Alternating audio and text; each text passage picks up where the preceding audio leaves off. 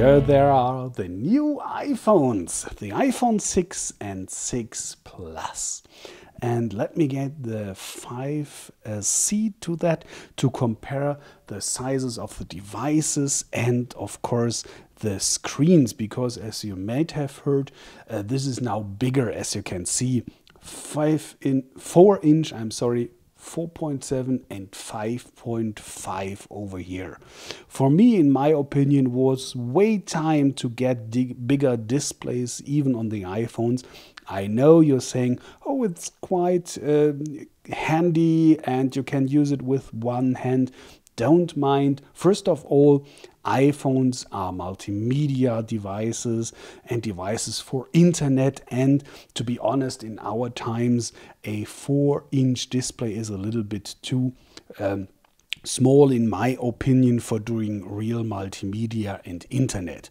And if you compare the sizes first, yes, it's way bigger concerning the screen, but it's not that much bigger concerning the size of the device.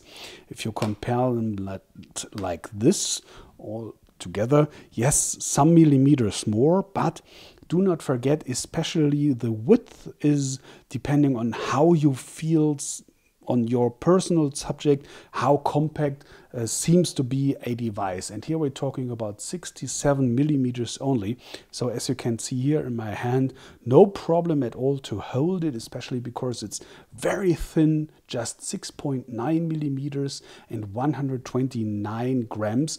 So it's really great to hold, especially because you now have that curved edges. Almost a little bit like on the 5C, not on the 5S, that was sharp edges down here. But this now is really, first of all, it's looking great, of course, because of the aluminum unibody, but it's really resting great in your palm. I really love that ergonomical feeling, how it's resting in your palm. So do not be afraid to switch, because it's really good to hold. Even the big one, yes, I know, it's of course way bigger, 78 by 158 millimeters, but almost as thin as the 6 one, just 7.1 millimeters, and the measurement is 172 grams. No, I do not want to go back to that, but he's showing us for the first thing you only will find on the Plus, and that's the landscape mode, as you can see here, made especially for using the phone with 2 thumbs, with 2 hands.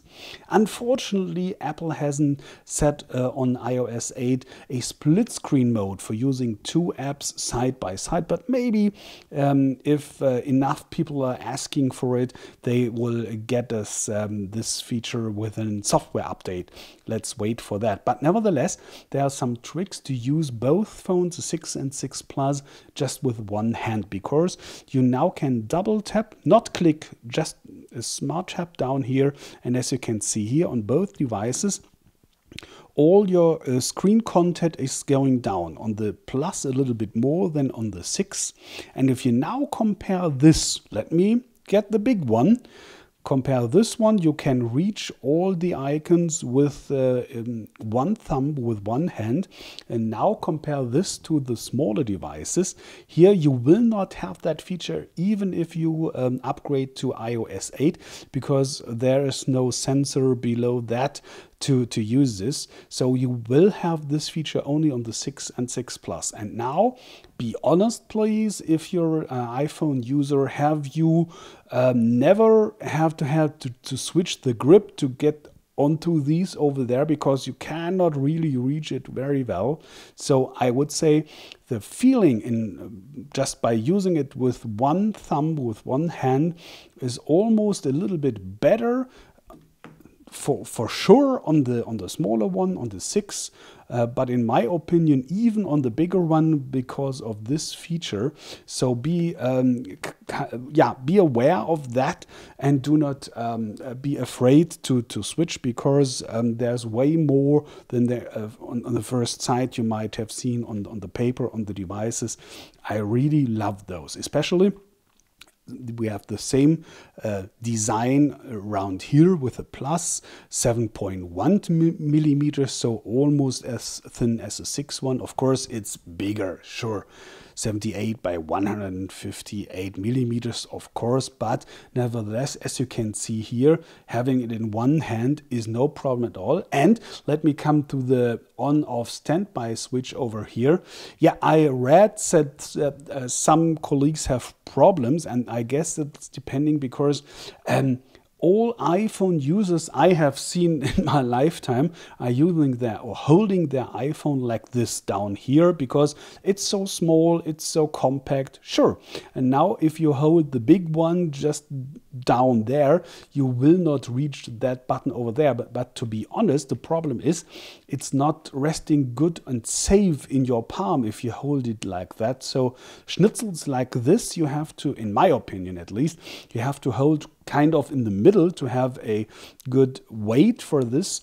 And if you're holding like that, it's no problem to reach this button down over there. So in my opinion, it's a good decision on both to have that button down there, because I was always looking for this one over here, and you have always to try to grip around and reach like this, or to use a second hand. So in my opinion, it's way better. I can't tell too much in this video. There will follow up more, of course, concerning iOS 8. You may have heard tons of new features, and that's right. Some of these are very important in my opinion, because you now have, let me delete what I tried before, this typing suggestions over here. If you start to type over there, you will now have suggestions. Just with a click, you can now add more words. It's learning how you're talking to with which words, so you will have this. And especially Apple has now opened the API, so that developers now can get their apps to iOS. For example, Swipe. That's just swiping around this one, and in my opinion, you can type even more quicker than with a mechanical keyboard. So I really love this. This will be enormous helpful in my opinion on the new iPhones, or at least on the iOS 8 phones. You know, up to the 4S you can upgrade if you want to. So this is tons of that. I can't say more here at the moment. Yeah, concerning the resolution, you will have heard that we have the same resolution on the iPhone 6 like on the previous one. So we have this 326 ppi, same pixel density, same sharpness. And on the Plus, you will find a full HD display, meaning 1080 by 1920 pixels. So the pixel density is even higher, 401 ppi. I will get a little bit closer so that you can see by yourself. We have kind of tiny text around here, so you will not see any big difference with your eye. 326 versus 401, that's not big a difference to see this, but of course you will see that you have a little bit more room, more space, a little bit bigger texts, because this is a bigger screen. Of course, that might something be that you would see on there, but not the sharpness. Yeah, I would think though here in nature at least I see this. Yeah, what else do we have? We have, of course, a new CPU. It's called now the A8 instead of the A7. New coprocessor, M8 instead of M7. But nevertheless, it's still 2 cores only, 1.4 gigahertz instead of 1.3. The RAM is still 1 gigabyte, so it's not that big. But as we all know, Apple knows how to get the most out of the resources, so we have to wait for the benchmarks to say if how big will be the advantage compared to the 5S, of course. With that, we will see. It will be, I guess, a little bit, but not, let's say, double or whatever, so kind of okay, like always. And like always, we have again, of course, the built-in battery. That's Apple. We do not have any official dates concerning the capacity of the batteries, but in most cases what we will hear has been correct in the past. So we can guess that the 1810 milliampere hours of the iPhone 6 will be correct, and compared to the display size, and the display is here using or consuming the most power, the iPhone 6 will be round about stay the same time, long or short, what you will use it with, like the former ones. But here we come to the 6 Plus.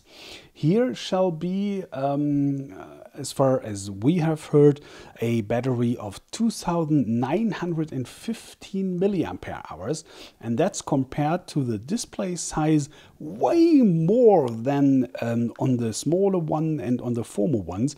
So I guess that we will have more and longer run times on the Plus, even with a bigger screen, than on the 6 and the other ones. That might be a reason for you to switch to the bigger one, maybe. We have Wi-Fi AC. We have now LTE Cat 4, meaning you have downloads up to 300 megabit per second. You have now NFC in some countries with Apple Pay. And yeah, something that didn't switch or change is the resolution of the camera. It's still 8 megapixels, but you have a totally different camera module inside, and that's why we first have this standing out just a little bit. It's not a problem in my opinion, but that's kind of a taste. And in the Plus you have, not in the 6, just in the 6 Plus, a optical image stabilizer. As you might know, in regular phones are working digital image stabilizers, meaning that cannot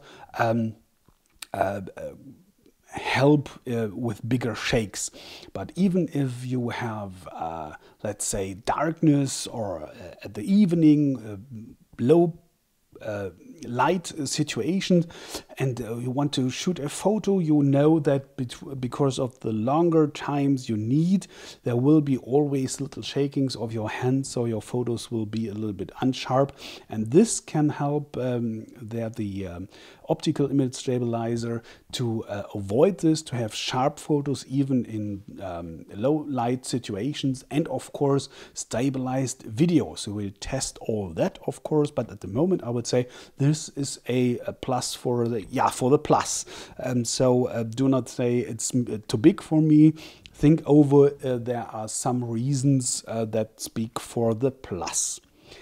And coming at least for the prices, of course, we have now a little bit different memory situation on the 5S. This is a CI now on the 5S. We have 16 and 32 gigabyte. Here in Europe, Germany, we have prices of 499, 649. Here on the new ones we'll have 16 costing 699 and 799, I'm sorry, 799 euros without any contract, of course, recommended retail price. No 32 gigabyte version, and then 64 gigabyte costing 799, 899. And the biggest one is now 128 gigabyte costing 899 and 999. That's kind of, that's high price, 1,000 euro for a smartphone, but that's Apple as we know them. Who can afford it? All right, get lucky with that. But that's heavy, but you have 128 gigabyte internal memory, but of course, no SD card, no extension. We know that Apple. Yeah, that's, I hope, at least enough for a first impression of the new iPhones. And then I have to pick away this one of the new iPhone 6 and iPhone 6 Plus. Thanks for watching, and please try to recommend my channel and to subscribe to it. Thanks for that in advance, and take care.